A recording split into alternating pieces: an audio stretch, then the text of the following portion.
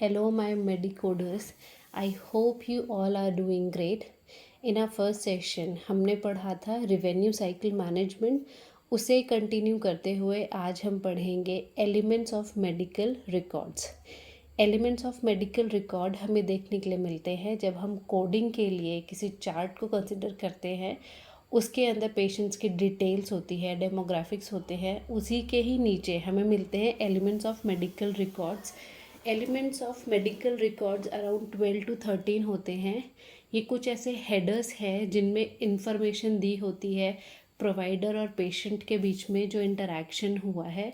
उसी इंटरेक्शन को हम लोग डिवाइड कर देते हैं कुछ हेडर्स में. तो आगे देखते हैं. जैसे कि फर्स्ट हेडर आता है हमारा सीसी. सीसी मतलब चीफ कंप्लेंट. चीफ कंप्लेंट के अंदर क्या इन्फॉर्मेशन देंगे? Reason for their visit. Patient किस रीज़न से हॉस्पिटल आया है, किस रीज़न से वो प्रोवाइडर से मिलने आया है, that is chief complaint. Second header आता है HPI, history of present illness. इसमें आपको शॉर्ट फॉर्म में भी मिल सकता है HPI और लॉन्ग हेडर्स में भी मिल सकता है हिस्ट्री ऑफ प्रेजेंट इलनेस. इसमें हमें क्या बताया जाता है? Patient present condition as well as past condition. Patient को पहले क्या कंडीशंस रह चुकी हैं, पास्ट में क्या कंडीशन है और प्रेजेंटली उसको क्या प्रॉब्लम चल रही है या उसको क्या कंडीशन मिल रही है, वो सब. PMH मतलब पास्ट मेडिकल हिस्ट्री. इसकी हेडर से ही हम समझ सकते हैं पास्ट में उसको मेडिकल क्या कंडीशंस रह चुकी है या उसका पास्ट में क्या स्टेटस रह चुका है. हो सकता है उसको पास्ट में डायबिटीज़ रहा हो, पास्ट से उसको हाइपरटेंशन रहा हो. ये सारा हमारा पास्ट हेडर्स में आता है. और पास्ट हेडर्स में ही हम लोग कैसी प्रॉब्लम्स को डिस्कस करते हैं? लॉन्ग टर्म, जो बहुत टाइम से चलती हुई आ रही है प्रॉब्लम्स, उनको हम पास्ट मेडिकल हिस्ट्री में कंसिडर करते हैं. SH, 2 SH मिलेंगे आपको. एक SH होगा सर्जिकल हिस्ट्री और दूसरा SH होगा सोशल हिस्ट्री. तो सबसे पहले हम लोग सर्जिकल हिस्ट्री को देखते हैं. सर्जिकल हिस्ट्री नाम से ही पता चल रहा है पेशेंट को पास्ट में क्या सर्जरी हुई है, कोई सर्जरी हुई है या नहीं हुई है, ये सब कुछ. सोशल हिस्ट्री में आएगा पेशेंट को पास्ट से कोई स्मोकिंग का हैबिट है, कोई टोबैको या ड्रग्स का कोई हैबिट रहा है, उसका जो हैबिचुअल रही हैं चीज़ें, वो हम लोग सोशल हिस्ट्री में कंसिडर करते हैं. फैमिली हिस्ट्री क्या रहती है? पेशेंट की फैमिली स्टेटस. पेशेंट की फैमिली में किसी को डायबिटीज़ रहा है, किसी को हाइपरटेंशन रहा है, ये सारी चीज़ें हम लोग फैमिली हिस्ट्री में कंसिडर करते हैं. Problem list.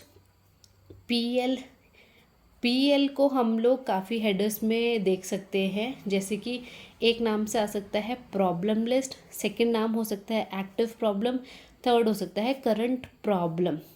इस जैसे अभी हमने पास्ट मेडिकल हिस्ट्री में देखा था कि वो लॉन्ग टर्म प्रॉब्लम बताता है, प्रॉब्लम हिस्ट्री में शॉर्ट टर्म प्रॉब्लम्स हम लोग कंसिडर करते हैं. जैसे कि पेन अब कंटिन्यूटी तो नहीं चल सकता है कि वो 1 साल तक पेन होता ही जा रहा है. पेन कुछ शॉर्ट ड्यूरेशन के लिए होता है, इंटेंसिटी उसकी कम ज़्यादा हो सकती है बट होता कम ड्यूरेशन के लिए है. तो इस तरीके की कुछ चीज़ें या कंडीशंस हम लोग प्रॉब्लम लिस्ट में कंसिडर करते हैं. ROS बहुत इंपॉर्टेंट रहता है. Review of system. Review of system जैसे हम लोग अपने डॉक्टर के पास जाते हैं, प्रोवाइडर के पास में जाते हैं, तो वो हमसे कुछ क्वेश्चन करता है कि आपको कब से ये प्रॉब्लम हो रहा है, आपको कब से पेन आ रहा है. तो ये क्या हुआ? एक क्वेश्चन आंसर सेशन हुआ. किसके बीच में? पेशेंट और प्रोवाइडर के बीच में. PT इंडिकेट करता है पेशेंट को. ओके, तो ये क्वेश्चन आंसर सेशन होता है पेशेंट और प्रोवाइडर के बीच में, पेशेंट और प्रोवाइडर के बीच में. अब बहुत इंपॉर्टेंट हेडर है फिजिकल एग्ज़ाम, PE. और एक तीसरा नाम आता है इसका ऑब्जेक्टिव. इसके अंदर क्या इन्फॉर्मेशन होगी? Each and every system evaluated by provider. यहाँ पर प्रोवाइडर का क्या काम होगा, वो हर एक हमारे सिस्टम को चेक करेगा। जैसे कभी हमारे चेस्ट में कोई कंजेशन रहता है तो वो क्या स्टेथोस्कोप से चेक करते हैं, हमारी टंग आउट करवा करके चेक करते हैं। इसी तरह से वो सारे सिस्टम को इवैल्यूएट करेगा और उनकी इन्फॉर्मेशन इस हेडर में आएगी। तो वो हेडर क्या कहलाएगा, फिजिकल एग्जामिनेशन या ऑब्जेक्टिव, और इसका तीसरा नाम शॉर्ट में अगर वो देता है तो PE. Next header is assessment. ये बहुत सारे नामों से आ सकता है। एक assessment, impression, final diagnosis, MDM. इन 4 हेडर्स में से किसी भी एक हेडर के नाम से ये आपको आपके जो रिकॉर्ड रहेगा, मेडिकल रिकॉर्ड जो होगा, उसमें देखने के लिए मिल सकता है। इसके अंदर क्या इन्फॉर्मेशन होगी, कंफर्म्ड या फाइनल कंडीशन। और ये कौन बताएगा, ये प्रोवाइडर बताएगा। एक बारी वो आपको फिज़िकली एग्जामिन कर लेंगे, उसके बाद में वो आपको बताएंगे कि फाइनली पेशेंट के अंदर क्या प्रॉब्लम पाई जा रही है वो, और ये चीज़ बताने वाला प्रोवाइडर होगा, वो कंफर्म करेगा ये वाली चीज़। नेक्स्ट हेडर इज़ प्लान और रिकमेंडेशन। अभी प्रोवाइडर को पता चल चुका है कि क्या उसके अंदर प्रॉब्लम है, पेशेंट के अंदर क्या प्रॉब्लम है, तो उसका प्लान क्या होगा या रिकमेंडेशन क्या होगा। हो सकता है कि वो मेडिकेशंस लिखे। फाइनल सजेशन होगा किस पर बेस्ड, उसकी जो पेशेंट की जो कंडीशन है, अब वो हो सकता है उसको कोई ट्रीटमेंट प्लान बताए। TX का मतलब होता है ट्रीटमेंट।